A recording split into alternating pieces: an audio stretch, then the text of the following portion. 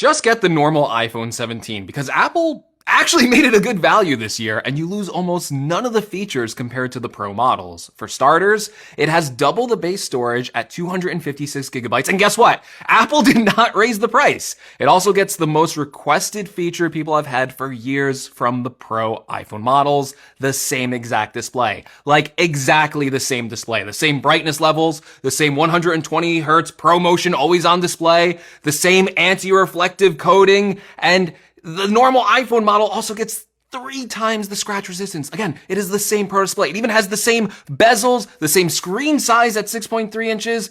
It is great that we're finally getting the Pro display on the normal models, and it gets stupid long battery life now at 30 hours of video playback, which is actually 3 hours more than last year's iPhone 16 Pro.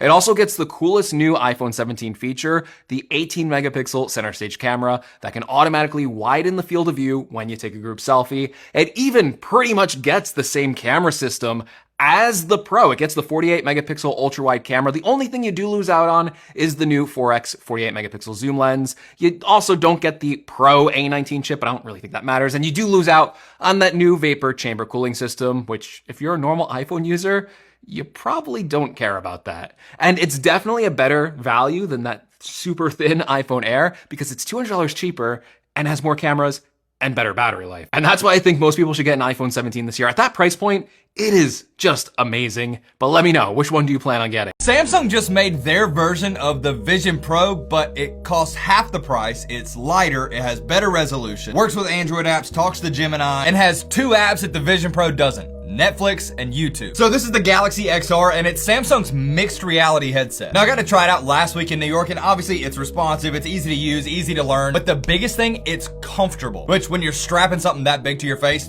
kind of a big deal. Now the headset works exactly how you think it would. So it's got cameras and sensors all over the front. Basically, it sees what your hands are doing and what's around you. Then once you put it on, you've got the option of being completely immersed where you can't see anything around you. Or you can use the pass-through mode that's kind of like a mix between the real world and the virtual world. So to control it, it's got hand tracking, eye tracking, head tracking, and then you just take your fingers and you pinch whatever you want to select. Now the Galaxy XR is being powered by the Snapdragon XR2 Gen 2 processor. The displays are 4K micro OLED at up to 90 hertz. It's got a 2-hour battery life, 256 gig of storage, 16 gig of RAM. It weighs 545 grams, and all of that comes in at a price tag of $17.99. Now, I've got my fingers crossed that Samsung's sending me one. I don't know yet, but what do you think? Would you ever use one of these?